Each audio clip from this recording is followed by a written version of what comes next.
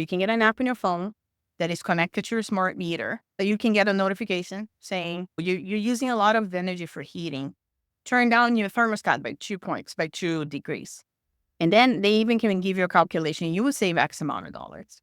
A lot of utilities have programs on demand response when they think that there would be an event. So usually events are when you are above a certain temperature or below a certain temperature. So now is winter. Let's think about winter terms. So when you get below freezing, you are already expecting that everyone is going to crank up the heater. If you participate in one of the programs with the utilities, they can text you smart thermostat. The utility changes that, or they give you a notification for you to change it. Places where you have time of use rates, during peak time, the cost of electricity is higher.